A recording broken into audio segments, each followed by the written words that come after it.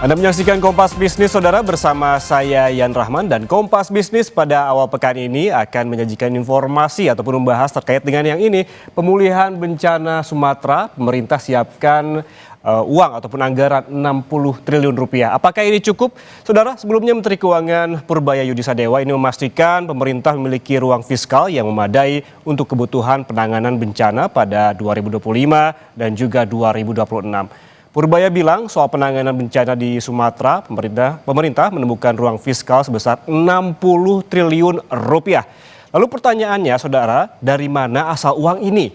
Menteri Keuangan menjawab, ruang fiskal ini berasal dari hasil penyisiran belanja kementerian dan juga lembaga dengan menyeleksi kegiatan yang dianggap tidak produktif, seperti rapat-rapat yang tidak jelas manfaatnya. Purbaya juga bilang penyisiran dilakukan segera setelah APBN ditetapkan agar tidak mengulang kejadian pemotongan secara mendadak. Dengan cadangan yang ada dan ruang efisiensi yang besar, Purbaya memastikan pemerintah siap menjalankan respons kebencanaan tanpa mengganggu stabilitas anggaran. Berikut lebih lengkap pernyataan dari Menteri Keuangan Purbaya Yudisadewa soal anggaran 60 triliun untuk pemulihan bencana. Yang pakaian impor bencana anggaran ada semua, tapi yang berhak bicara adalah kantor presiden sama BNPB. Untuk sementara dari Kemenlu menyediakan anggaran berapa, Pak? Oh, pokoknya mereka minta kita kasih. Enggak ada semua sudah kita. Berapa triliun kira-kira atau? Kalau yang kan diperkirakan 60 triliun ya tahun depan ya. Untuk rehabilitasi segala macam itu. Termasuk pembangunan itu, Pak. Rehabilitasinya apa aja sih, Pak? Sudah kita siapkan datanya, tapi makasih ya. Itu aja di Pak Presiden sama Pak BNPB ya. Saudara, lalu berapa estimasi anggaran pemulihan bencana di Sumatera? Kita lihat ke data. Nah, ini dia, ini menurut Kepala BNPB Letjen Suharyanto sebelumnya melaporkan kepada Presiden Prabowo Subianto bahwa estimasi kebutuhan dana rehabilitasi dan juga rekonstruksi di 3 provinsi mencapai 51,8 triliun rupiah. Rinciannya adalah sebagai berikut ini. Dari total sebesar 51,8 triliun rupiah, Saudara, ini ada 3 daerah ataupun 3 provinsi. Kita lihat ke Aceh dulu, ini merupakan anggaran pemulihan yang terbesar sebesar 25,41 triliun rupiah. Kemudian selain Aceh juga masih ada provinsi lainnya yang mendapatkan anggaran dari total yang tadi disebutkan, bahwa di Sumatera Barat ada 13,52 triliun rupiah. Dan di Sumatera Utara ini 12,88 triliun rupiah dana ataupun anggaran untuk pemulihan bencana. Lalu akan disalurkan untuk apa saja anggaran yang nanti akan diberikan oleh pemerintah? Kita lihat ke data selanjutnya. Nah, ini dia fokus penggunaan anggaran bantuan bencana Sumatera. Ini masih berdasarkan dari keterangan dari BNPB, Saudara. Fokus penggunaan anggaran ini nantinya untuk pertama ini perbaikan rumah warga dan hunian sementara. Kemudian ada juga pemulihan infrastruktur vital, karena kita ketahui bahwa bencana juga merusak jalan dan juga jembatan-jembatan yang menjadi akses penting bagi warga di 3 provinsi. Yang ketiga ada rehabilitasi fasilitas umum dan juga layanan publik. Dan terakhir ada pemulihan ekonomi masyarakat, karena memang bukan hanya terkait juga infrastruktur, yang perlu dipulihkan adalah bagaimana ke depannya warga bisa kembali beraktivitas secara ekonomi di pasar, berjual beli, bersekolah, dan lain-lain. Dan Saudara, sebelumnya dalam rapat terbatas di Banda Aceh pada 7 Desember lalu, Presiden Prabowo Subianto menyetujui alokasi tambahan dana darurat untuk 52 kabupaten kota terdampak bencana longsor dan juga banjir di Aceh, Sumatera Utara, dan Sumatera Barat. Mendagri, Anda minta 2M per kabupaten ya. Saya kasih 4M. Ya. Kemudian untuk provinsi, nanti provinsi dihitung ya. Provinsi yang paling besar mana? Yang paling berat ya. Kirim 20M. Nanti Sumatera Utara berapa, nanti gubernurnya suruh ketemu saya ya. Sumut ada? Mana? Hadir semua ya? Wah, dengar ini ya. Waduh. Ya, oke. Pokoknya kita bantu ya. Kalian yang di depan, kalian panglima-panglima terdepan, kalian yang harus bekerja keras untuk rakyat ya. Jadi yang bisa saya kerahkan adalah dukungan untuk kalian supaya kalian tidak ragu-ragu. Ya, saudara, yang menjadi pertanyaan, apakah anggaran bencana yang disiapkan pemerintah sebesar 60 triliun rupiah cukup untuk pemulihan bencana di 3 provinsi di Sumatera? Apa saja fokus utama yang perlu dilakukan oleh pemerintah untuk mempercepat pemulihan bencana? Susah jeda, Kompas Bisnis akan membahasnya lebih lengkap untuk Anda.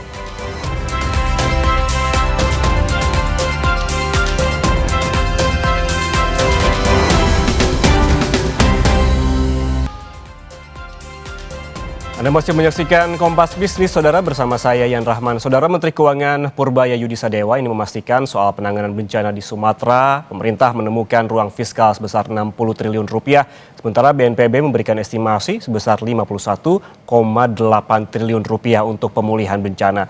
Apakah angka ini cukup dan apa saja fokus utama yang perlu dilakukan oleh pemerintah untuk mempercepat pemulihan bencana? Kompas Bisnis akan membahasnya bersama ekonom Indef, ada Abra Talatov. Mas Abra, selamat pagi. Selamat pagi, Mas Ian. Apa kabar, sehat? Mas Abra, bisa mendengar suara saya, Mas Abra?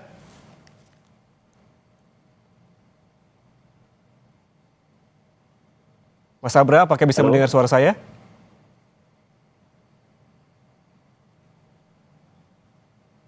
Baik, tampaknya masih ada gangguan. Halo, Mas Ian. Oke, sudah terhubung kembali ya? Iya.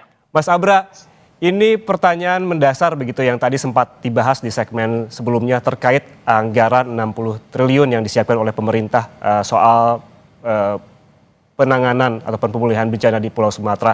Apakah anggaran 60 triliun yang disiapkan ini menurut Anda cukup untuk pemulihan bencana di 3 provinsi? Kalau hitung-hitungan Indef ini seperti apa? Ya, jadi saya melihat bahwa pesan pemerintah untuk mengalokasikan anggaran 51,8 triliun ini, jika ini dibaca sebagai alokasi tahap awal, ini cukup realistis mengingat memang kebutuhan awal untuk melakukan pemulihan bencana ini kan lebih banyak sifatnya untuk yang secara fisik yang bisa langsung dirasakan oleh masyarakat, khususnya terkait dengan akses transportasi. Nah, ini saya pikir paling mendesak yang mesti dilakukan pemerintah, karena dengan akses transportasi yang kembali terbuka itu akan memudahkan juga nanti masuknya barang-barang baik untuk kebutuhan pokok maupun untuk barang-barang untuk pembangunan konstruksi fasilitas layanan dasar untuk masyarakat seperti sekolah, kemudian juga rumah sementara, pasar, dan lain sebagainya. Jadi saya pikir untuk 51,8 triliun itu masih cukup realistis lah untuk tahapan awal. Tetapi memang kalau saya melihat dari ruang fiskal yang dimiliki pemerintah, ya 51,8 triliun yang dialokasikan untuk tahun depan itu sebetulnya juga masih dimungkinkan, karena memang sampai bulan akhir Oktober kemarin defisit fiskal kita juga masih ada sisa kurang lebih sekitar 72,5 triliun lagi. Jadi baru terpakai 2,02% terhadap GDP, gitu Mas. Jadi dengan kita membaca pernyataan dari Pak Purbaya bahwa pemerintah sudah menyisir ya dari belanja kementerian lembaga, saya melihat itu masuk akal, karena sampai akhir Oktober kemarin belanja pemerintah pusat ya kementerian lembaga itu baru termanfaatkan sekitar 66,2%. Jadi masih ada space yang cukup banyak itu, Mas. Jadi memang masuk akal sekali untuk digunakan realokasikan untuk mendanai pemulihan bencana di Sumatera. Oke, masuk akal dan juga cukup realistis untuk pemulihan awal ya, perlu digarisbawahi, karena memang sebelumnya BNPB juga telah memberikan estimasi ini sebesar 51,8 triliun, berarti lebih kecil sedikit dari yang telah disiapkan oleh pemerintah. Sementara Mas Abra, kalau kita mengacu sejumlah ekonom hingga DPR yang memperkirakan kerugian dan juga biaya penanganan bisa mencapai 100 hingga 200 triliun rupiah, itu jauh sekali angkanya. Tanggapan Anda seperti apa? Iya, memang kalau kita melihat nilai ekonomi di 3 wilayah tersebut ya, dengan mengacu pada PDRB 3 provinsi di tahun lalu, Aceh, Sumatera Utara, dan Sumatera Barat, itu kurang lebih nilai ekonominya mencapai 1.723 triliun ya, dengan adanya alokasi 51,8 triliun tadi, artinya itu kurang lebih sebesar kira-kira 3% dari ukuran ekonomi tiga provinsi tadi, Mas. Mhm. Jadi 3% yang dialokasikan oleh pemerintah melalui APBN ya terhadap tiga provinsi tadi ya masih cukup signifikan ya untuk digunakan sebagai tahapan awal. Tetapi kita tahu bahwa ketika tiga daerah tadi di kabupaten kota yang terimbas itu tidak bisa melaksanakan kegiatan ekonomi secara normal, tentunya di tahun mendatang ini akan ada potensi kehilangan ekonomi di daerah tersebut, termasuk juga kehilangan PAD bagi daerah. Makanya pemerintah juga selain mengalokasikan untuk pembangunan secara fisik dan juga bantuan langsung kepada masyarakat juga saya kira perlu mempertimbangkan untuk menambah dana transfer ke daerah untuk ke tiga wilayah tersebut karena pastinya ya tiga daerah tadi tidak memiliki kemandirian fiskal ya karena adanya gangguan ekonomi yang dihadapi oleh ketiga provinsi tadi, Mas.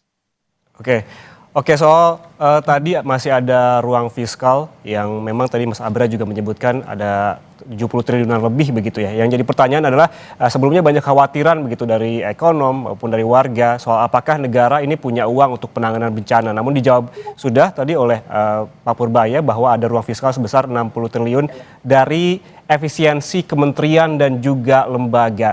Apabila memang sebelumnya ini tidak digunakan untuk penanganan bencana, ada yang menyebutkan ini seharusnya digunakan untuk MBG. Indef melihatnya seperti apa?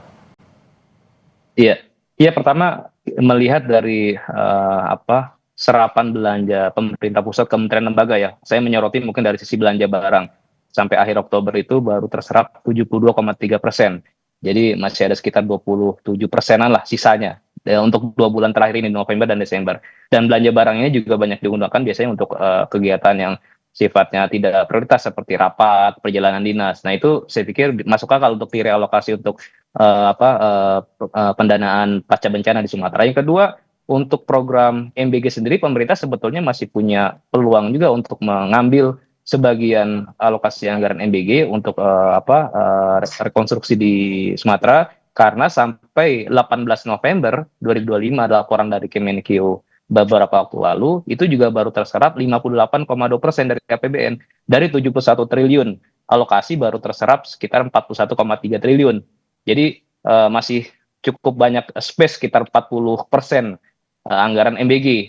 Saya pikir ini juga cukup realistis untuk bagi pemerintah untuk merealokasi juga sebagian dana MBG, Mas. Oke, kemudian dengan dana yang sudah disiapkan oleh pemerintah dan juga ada estimasinya yang tadi disebutkan oleh BNPB juga. Kemudian menurut Anda apa saja fokus pemulihan yang harus dilakukan oleh pemerintah? Tadi sempat sekilas disebutkan oleh Mas Abra. Tapi ini dimulai dari mana dulu? Tadi saya sempat membacakan beberapa peruntukannya, begitu termasuk tadi ada infrastruktur, pemulihan ekonomi warga, dan juga ada penanganan jalan dan juga jembatan begitu. Ini harus dimulai dari mana dulu atau bisa berjalan secara paralel? Iya, saya kira pemerintah harus memiliki timeline yang jelas juga yang terukur untuk memonitor perkembangan pemulihan pasca bencana di Sumatera. Jadi paling tidak ada 3 tahapan. Yang pertama adalah tahapan jangka paling pendek ya, 1 sampai 30 hari itu untuk memulihkan layanan dasar dan akses tadi khususnya untuk transportasi darat gitu agar akses kebutuhan dasar masyarakat juga bisa terpenuhi dan aktivitas ekonomi masyarakat juga bisa perlahan mulai anormal. Kemudian yang kedua juga antara bulan ke-1 sampai bulan ke-6 bagaimana pemerintah ya bisa membantu memulihkan tempat untuk mendapatkan penghasilan khususnya yang berkaitan di sektor pertanian karena pastinya kan lahan-lahan pertanian, irigasi dan alat produksi itu juga banyak mengalami kerusakan. Jadi pemerintah juga perlu membantu masyarakat yang mengandalkan aktivitas sektor pertanian ataupun perkebunan untuk kembali bisa hidup mendapatkan penghasilan dari mata pencaharian yang selama ini mereka andalkan. Termasuk juga membersihkan ataupun memperbaiki pasar-pasar ya, pasar tradisional dan juga sekolah untuk kebutuhan dasar masyarakat. Yang agak panjang rekonstruksi 6 sampai 24 bulan itu adalah untuk pembangunan seperti sekolah permanen, rumah permanen juga dan juga infrastruktur yang sifatnya cukup strategis seperti jembatan, tanggul, itu juga perlu ada tahapan-tahapan. Jadi alokasi anggaran tadi yang terbatas 51,8 triliun itu juga bisa terus ditinjau, sudah terbangun berapa kilometer jalan, sudah berapa banyak unit rumah yang diperbaiki, sekolah berapa banyak unit sekolah. Jadi harus dimonitor waktu demi waktu, jelas ada transparansi juga kepada publik. Anggaran itu tidak menguap begitu saja dirasakan langsung oleh masyarakat. Dan yang terakhir saya kira juga cukup penting adalah pemerintah tidak boleh hanya berpikir ini sebagai respon sesaat saja, jangka pendek. Ini kan juga pastinya nanti ada kemungkinan-kemungkinan ya, kebutuhan tambahan. Karena saat ini kan pemerintah melalui Kementerian PU dan Kemenko Infrastruktur juga masih melakukan estimasi kebutuhan untuk pendanaan. Saya pikir nanti kebutuhan anggaran akan jauh lebih besar daripada yang dialokasikan sekarang. Nah, artinya pemerintah juga perlu menyiapkan dari sekarang, memitigasi adanya ruang fiskal dari kementerian lembaga lain yang akan dialokasikan untuk tahapan selanjutnya. Dan yang kedua juga jangan hanya mengandalkan dana dari APBN. Saya kira masyarakat sudah sangat kritis paham bahwa bencana yang kita hadapi sekarang ini juga sebagai imbas dari pelaku pengerusakan di hulunya di hutan yang terjadi, ada aktivitas eksploitasi sumber daya alam, sehingga pemerintah juga perlu fokus juga untuk mencari sumber penyebab kerusakan ini, sehingga pada akhirnya nanti juga kita harapkan pemerintah bisa memberikan sanksi yang tegas dan bisa mendapatkan dana penggantian ya ataupun dana rampasan dari kerugian yang diakibatkan oleh pelaku pengerusakan hutan tadi, sehingga tadi bisa membantu meringankan beban APBN kita juga ke depan. Oke, berarti yang perlu dilihat bukan cuma di hilir begitu, dan ini harus hulu hilir juga harus benar-benar dilakukan monitoring, dan juga tadi disebutkan oleh Mas Abra terkait juga target strategi secara waktu juga perlu diperhatikan. Ini artinya terkait dengan waktu. Ini ngomong-ngomong soal waktu, Mas Abra, saat ini kan desakannya adalah percepatan pemulihan. Kemudian ini pemerintah harus memiliki target berapa lama sesungguhnya, mengingat ini juga sedikit banyak berpengaruh terhadap pertumbuhan ekonomi regional dan juga nasional. Iya, ya saya pikir waktu yang biasanya ya benchmarknya dalam pemulihan di beberapa daerah itu paling maksimal itu 2 tahun, masyarakat sudah bisa kembali beraktivitas secara normal. Ya ada sumber penghasilan yang diperoleh masyarakat secara permanen. Aktivitas pertanian, kemudian perdagangan itu sudah kembali normal lagi, dan juga bahkan hunian tetap bagi masyarakat juga sudah bisa diterima oleh masyarakat. Apalagi kalau ini kan juga ada kemungkinan dilakukan relokasi tempat tinggal ya, karena mengingat masih adanya resiko bencana susulan ataupun bencana yang akan terulang kembali, mengingat di sisi hulunya ini kan juga belum ada perbaikan gitu, Mas. Jadi ini saya pikir butuh waktu yang lebih panjang, tetapi tetap harus ada target yang terukur. Maksimal 2 tahun semuanya sudah bisa beraktivitas normal. Sehingga pada gilirannya nanti kita harapkan ketiga daerah tadi bisa secara mandiri ya, bisa membiayai pembangunan di masing-masing daerah. Oke, kalau memang maksimal 2 tahun berarti waktu yang memang cukup lama. Jika anggaran ini untuk perbaikan saja, lalu bagaimana dengan keberlanjutan ekonomi di daerah bencana, mengingat perbaikan juga terus dilakukan dengan target tertentu, apabila memang maksimal juga 2 tahun, artinya harus diperhatikan juga dong bagaimana keberlanjutan ekonomi warganya tidak sebatas diperbaiki lalu selesai begitu. Betul, memang tentunya harus ada kebijakan yang tetap afirmasi ya ke ketiga daerah tadi, baik ke masyarakatnya maupun ke pemerintah daerah. Ya apalagi kita lihat awal-awal kejadian kan beberapa kepala daerah angkat tangan gitu, Mas, untuk melakukan penanganan terhadap 3 daerah itu, karena mengingat mereka mungkin tidak pernah mengalami kejadian serupa. Yang kedua juga keterbatasan anggaran. Jadi pendampingan yang dilakukan oleh pemerintah pusat tentunya tidak boleh hanya bersifat jangka pendek dan hanya sifatnya bantuan yang sifatnya konsumtif, tetapi harus bantuan secara fundamental ya, mengembalikan membantu memfasilitasi masyarakat agar memperoleh kembali mata pencaharian mereka. Dan tugas itu bukan hanya di beberapa kementerian utama seperti fisik tadi, Kementerian PU atau Kementerian Perumahan, tetapi juga kementerian ataupun sektor lain yang sifatnya real seperti Kementerian UMKM, kemudian Kementerian Perdagangan dan lain sebagainya, sehingga bisa membantu menghidupi geliat ekonomi di masing-masing wilayah tersebut, Mas Ian.